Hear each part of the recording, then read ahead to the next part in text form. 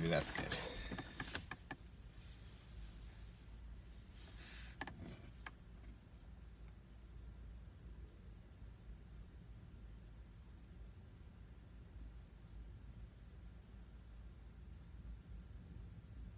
Altering your inflow outflow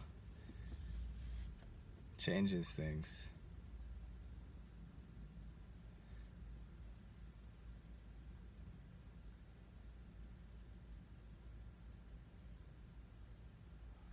I need more sleep. And I've only been doing this particular plan for a day and some. So it's good. I look a little bit sinister, don't I? Bottom lit, dark hood. Not full of nicotine. Full of anger. Okay, not so much anger. It's alright. Time to read a story.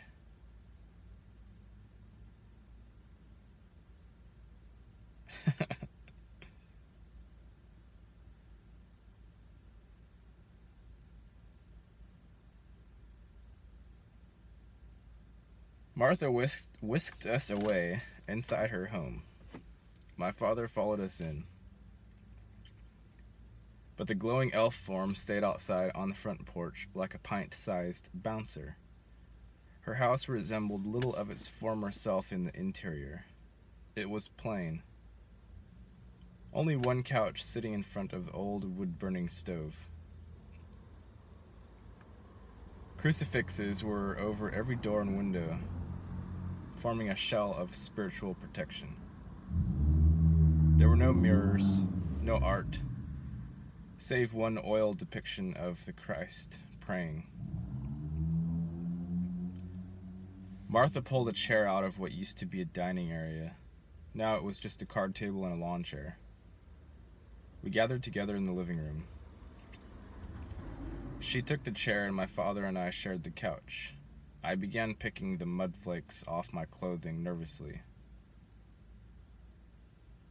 Martha's clothes were filthy, but none of us cared, especially her. The stove was burning hot. She gave it a stab with the poker and sent a cloud of sparks up the chimney. She had no central heating, and the cold had already begun to set in. We sat and talked for over an hour. She told me what little she knew of what happened on that infamous night. She said she was very sorry to hear about my little friend, Thubten. She explained how the loss of Thubten drove the Tenzin family to her church.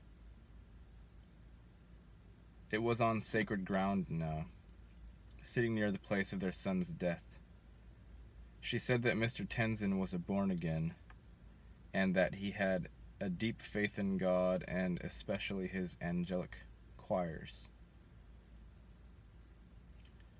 It was easier to hear about the Tenzin family than I had figured.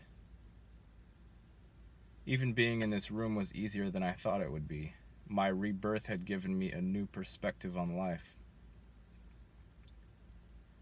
The last time I sat in this spot, I was wielding a butter knife in pea-soaked white briefs.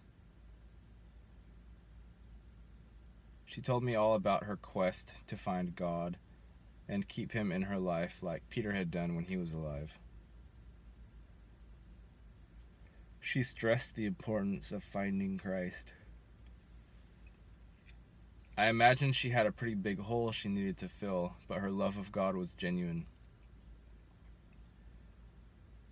She had found the peace she longed for, the shelter she needed in the torrential rain.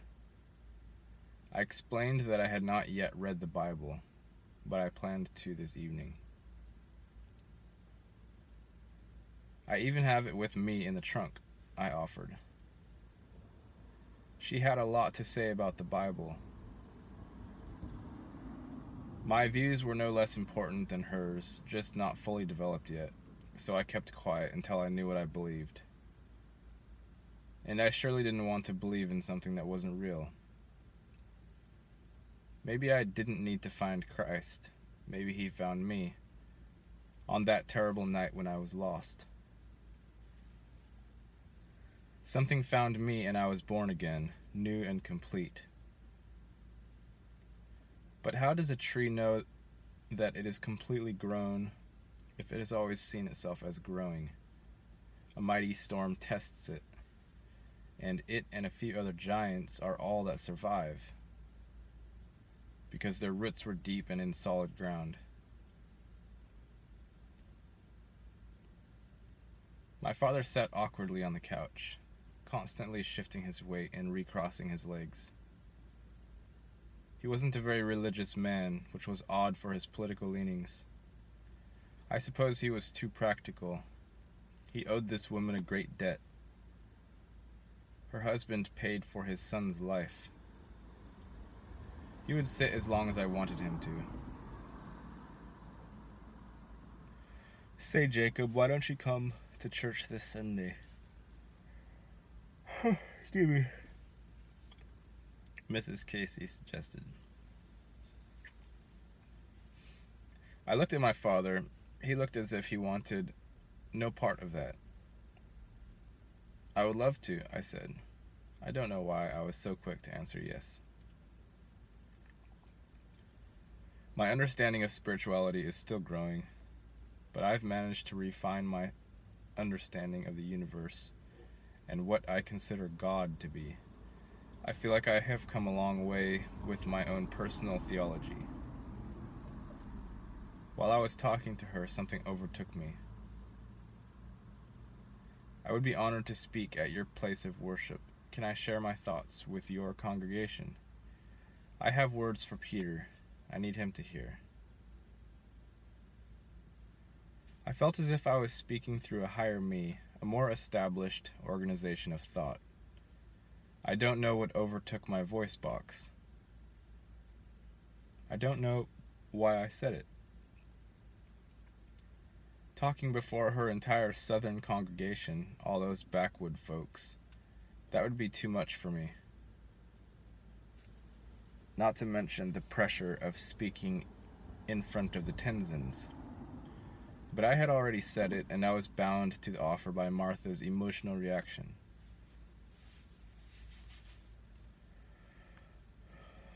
She broke out in tears and covered her face. Of course, what a better place for you to talk to him and say goodbye than on God's altar. I'm sure he will be looking down at you, very proud. She fanned herself and took in 2 large breaths. I'd love for you to be a guest speaker. Peter always said you would be a bright boy with a great leadership role in the church. He was certain of it. A look came across her face like she just remembered she had left a pie in the oven.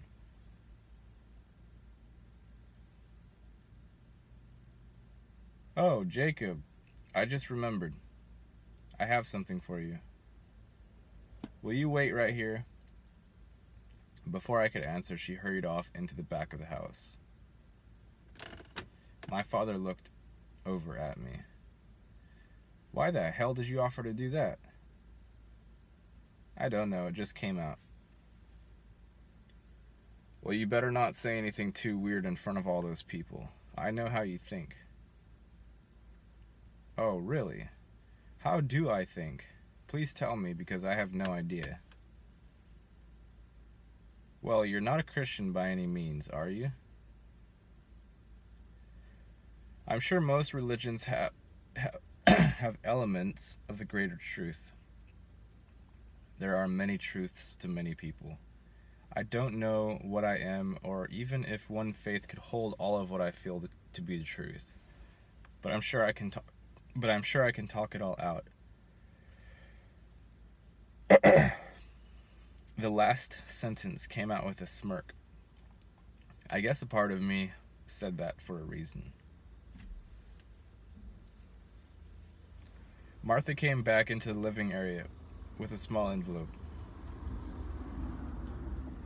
Immediately, I thought it was a letter she or Peter wrote for me. Outside, I heard a dog bark and felt nostalgic for Panic. It sounded so much like him. She sat down, handed me the envelope, and crossed her arms. Now, before you open that, you should know something. Peter and I had never had children, and the last few days before I lost him, you were here with us, and we wanted to take care of you. We had a little bit of money saved up, since we had everything provided for us by the church. We wanted to adopt a son, someone we could take care of and that could take care of us in our old age. We will never have that now.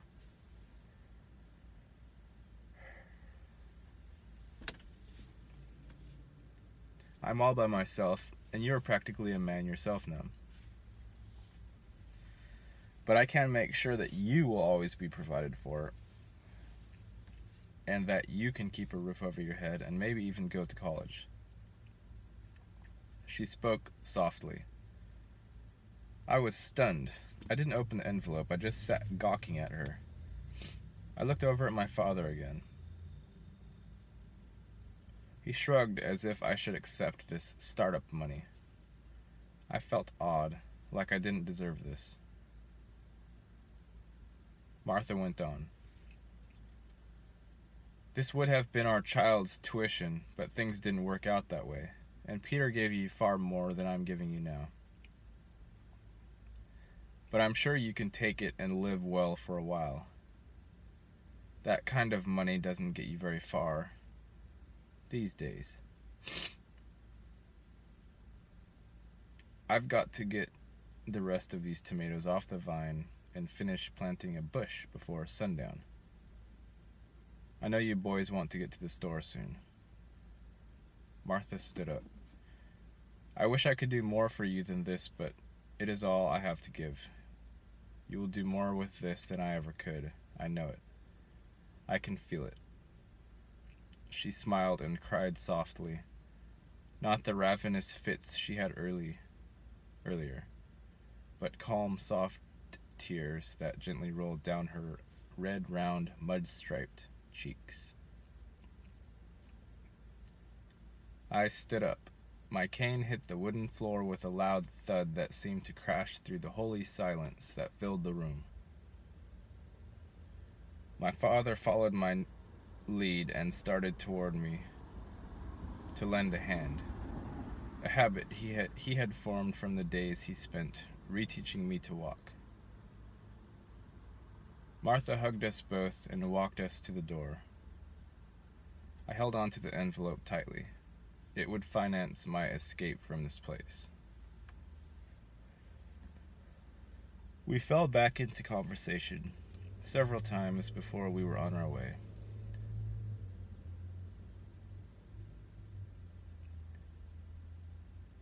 But the mood was super. I had rarely experienced such an intense energy of tranquility. I felt as though my visit with her had ignited me in a transformation. Perhaps my own aura was changing colors. I couldn't tell. By the time the truck doors were shut, I was feeling great. A large part of my wound had healed in only a small portion of an afternoon. I rolled down the window to kiss Miss Casey goodbye. She told me that she looked forward to my address to her congregation and to Peter on Sunday. I said that I looked forward to it as well. My father said that he certainly didn't mind taking me, and double-checked the service time. I put the envelope on my lap, eagerly waiting to see its contents. I could tell my father was eager to see the amount as well.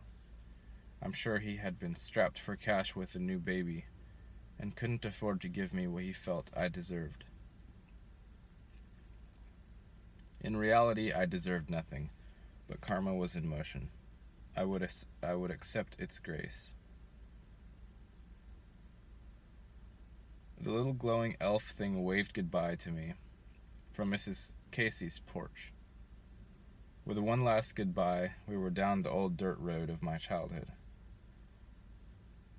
The wicked, dusty trail that facilitated the flow of rickety school buses, pumping young souls into socialization camps where learning was a euphemism for something else entirely. The road that strung together dozens of mobile home farms together. An internet of white trash and crystal meth. Imps and demons crouched in its potholes, waiting to jump out at little boys. As we turned onto highway number 6, I looked up into the sky through the passenger window. To my left was my field of dreams that curled down into Dinosaur Valley. Imagined long ago, but not forgotten. I tried to see if the sky would light up for me, like it had done years before. But only ordinary clouds hung onto the blue. Not even a single imaginary pterodactyl. But still, an empty sky was more comforting scenery for my eyes than those 2 goddamned circles in that forsaken field.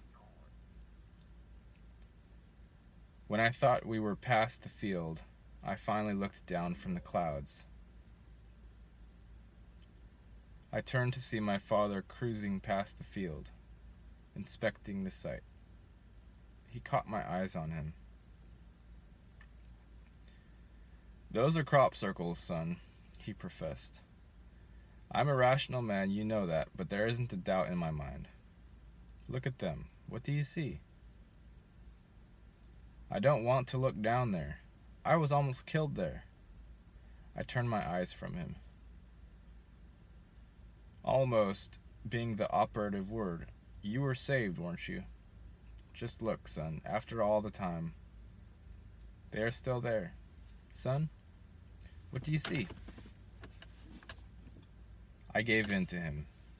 I looked out the driver's side window.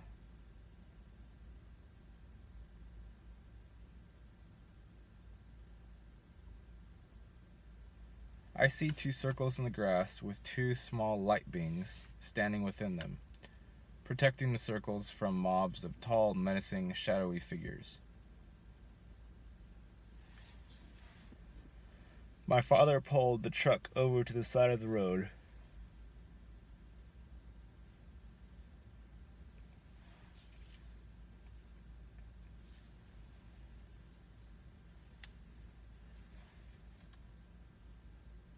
Through a lane of oncoming traffic and parked on the border of the field. He looked at me straight in the eyes. "What?" I didn't know if he didn't hear because his mind was preoccupied or if he just didn't grasp exactly what had come out of his son's mouth. I twisted my cane in my lap, my chest swelling with a deep breath. I had been afraid of this. I was scared that if I told anyone about what I had been seeing, it would be met with doubt and skepticism. That I might even end up back in the crazy house. But then my father spoke again. "And you say the little guys are in the crop circles?" "Yes, I have only seen the light beings within those circles. And one other time, there was one standing next to Mrs. Casey. But the shadow men are virtually everywhere. I woke up to one staring down at me this morning." "When did these visions start?" He didn't say hallucinations. That relieved me. "When I saw Mr. Riley burying Thubton and Pastor Casey, there was a shadow man under the tree next to Mr. Riley. He glowed black himself, a perfect midnight aura. I think these things might be souls or hungry ghosts, or maybe even something like demons, but I don't know. I think the light forms are elves or angels, guardians, spirit guides. The last two words left my mouth on their own accord, my higher self taking its voice back. I was happy to loan my vocal cords to my higher spirit. I knew then that this would be more and more common. I was turning into a medium of the universe, a channeler. What do you think caused you to see these things? He asked curiously. The light from the sky, I think. I responded emotionlessly. Get out of the truck. My father more told than asked. Why? I argued. I've got to check this out. Well, you check it out by yourself. I'm staying in the truck. Don't you realize what I went through? I almost died. I can barely walk. I shook the handle of my cane at him. Okay, I'm sorry, son. I really am. This is all just too much. I mean, if it weren't for those circles, I would think you were crazy. All the things you claim to see now. All the things that happened to you in the hospital are starting to make sense. All the drawings, the weird things you said, the odd language you rambled on in. I think that, possibly, some extraplanetary force directly interfered with our reality to save you. Can't you see that? They must have interacted with you, done something to you. You've changed. What was I hearing? My conservative father considered the possibility that I had been abducted by aliens. Wait, do you think I was experimented on or something? I asked curiously. This was a lot to take in. His rational right-wing viewpoint was able to believe something radical because of evidence that lived within me. Evidence that he saw in the knee-high grass and dead soil. This shattered something inside of me, some ceiling that held back my ascension. A dam was broken and information rushed into my subconscious mind, though it had only begun to seep into my conscious awareness as broken images. I was a contactee. Some higher force had interacted with me, and the memory had been lost along the way. Time was stolen from me. I wished then that I had the golden orbs of time. Maybe then I could rewind, observe, and understand.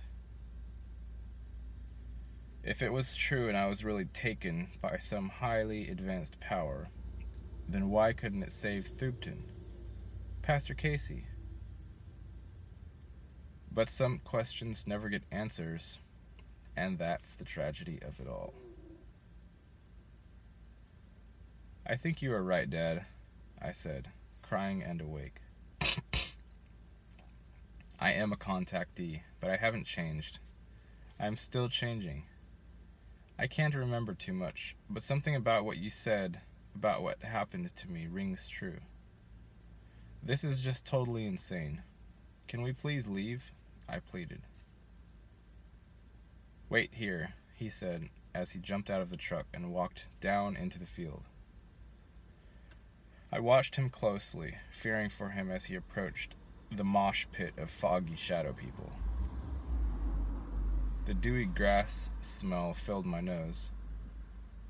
Ozone, I thought to myself. Electrons in the air.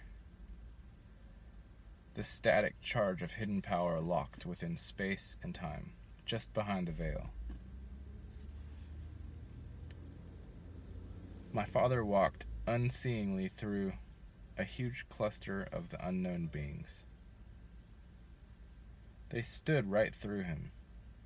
I could see him shake, as though chilled by the wind, but it wasn't windy. And it wasn't because his jeans and boots were now soaked by the tall grass beaded with water droplets. I knew better. The specters had him. Without even realizing it, he was being deeply affected by them. It looked as if all the happiness was sucked from his face. But the charcoal ghosts didn't even seem to notice that he was there. They were too busy with their fight against the two light beings. The pair of small golden guardians struggled hard against a tireless army of darkness that was besieging them. One in each circle, they made their stand. With lightning-fast accuracy, they darted, stabbed, and protected what was my place of death. My father approached the boundary of the closest circle. Although the black shadows ignored my father, one of the guardians of the secret grass altar acknowledged my father's presence with a deep bow. Perhaps they could sense his ethereal presence. Reluctantly, I got out of the truck and limped down into the field with the unopened check Mrs. Casey gave me tight in one fist, and my cane in the other. I don't know why I did it. It was the last place on the face of the earth that I wanted to be, but I wrestled with my better judgment, and my courage won out. Before I knew what I was doing, I was hobbling through the cattails towards my father. He was down on one knee, inspecting the dirt of what he considered to be a crop circle formation. "The dirt is dry, son," my father said. "It shouldn't be this dry. It's been raining all week. Look at the grass. It's completely wet. Here, take a look. The ground next to it is moist and fertile. Look at all the weeds. But right here, the ground is dead. Nothing is growing. It's like someone poured gasoline over the earth. Nothing will grow."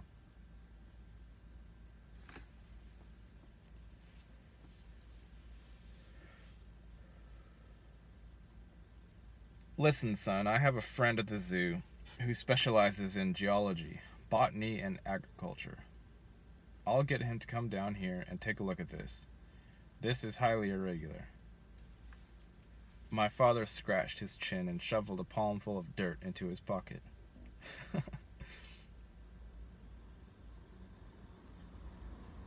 "You can do whatever you want to, Joseph." I looked at him, plainly irritated. He did not understand what I had gone through on this patch of sad earth. It was almost like he didn't care. I could tell he was fascinated.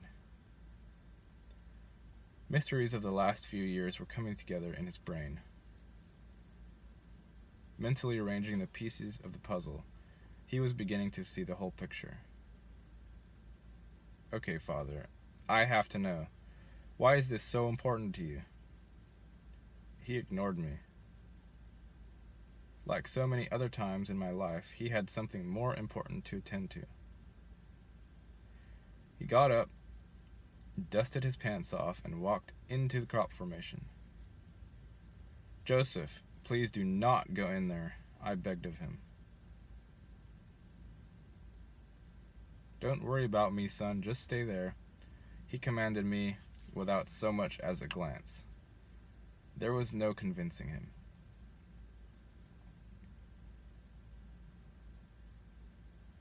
He set foot on hallowed ground. I was afraid that the light pulse angel, the guardian spirit of the circle, would not allow him to enter, but the elf did not seem to mind. In fact, he circled my father like a child would, jumping up and down, excited, joyful, and pure. The shadowy forms were all around me. They surrounded me both menacingly and curiously. The misty vapor that hung in the air caused me to choke, but I couldn't let myself be weak, especially in front of my father. In spite of myself, I began coughing violently. I couldn't make out my father, just 4 feet in front of me. I was being attacked by an evil intelligence from a dimension out of phase with our own. So many evil thoughts and feelings were rushing through my brain, firing off long, dormant synapses. My cane could no longer hold me up. I fell down, wheezing and moaning, crying, and speaking in a tongue I thought I had forgotten. I was out like a cheap light, asleep in a short but terrifying coma. The next thing I knew, my father was next to me, staring down at me like one of the menacing shadow beings. As I looked up at my father, watching over me as I gagged and convulsed on the ground, the night I died came back to me quite suddenly.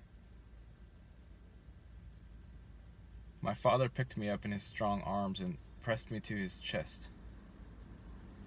He carried me away from the crop formation, surrounded by the souls of the damned and guarded by two pure beings that only I could see.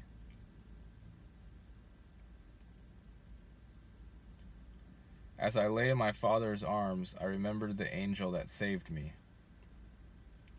He was a tall, blonde giant of a man, like an Aryan god, lifting me up, telling me not to worry. The language he spoke I didn't know, but I understood him nonetheless. I remembered the blue oceans of his eyes, and I recalled the light he rode in on changing colors arbitrarily like a never-ending rainbow. Inside his chariot of fire were his assistants, tiny gray humanoids with glossy black eyes like a shark. They piloted his vessel and were the ones that held Mr. Riley at bay. But it was all scrambled in my brain. It hardly made sense.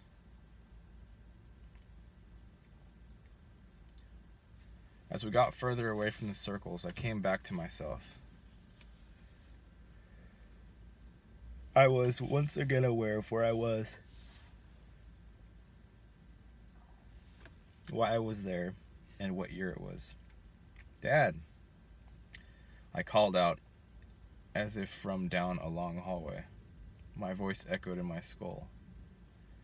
"It's okay, son. Everything is going to be just fine," he said, breathless as he opened the door of the truck and slid in. "What happened to you out there?" he asked, once we were both safely inside the cab. "I'm not sure. The black shadows I told you about gathered around me like a mob. They assaulted me, not physically, but with their feelings. So negative. I just lost control. I promise I'm not crazy. It won't happen again. I told you I just couldn't go down there, but you wouldn't listen, would you? You just couldn't take no for an answer. I have genuine feelings, you know, and that is something I don't want to relive." For a long time I sat quiet, rubbing the smooth grain of my cane. "But a part of me is glad I did," I said finally, "and I don't mind if you come back here with your scientist friend."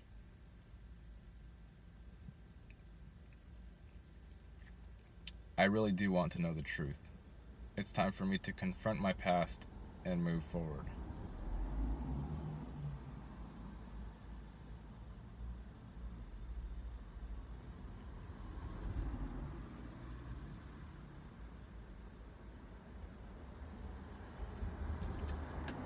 That's enough for now. Hope everyone's doing well. Peace and rice and hugs.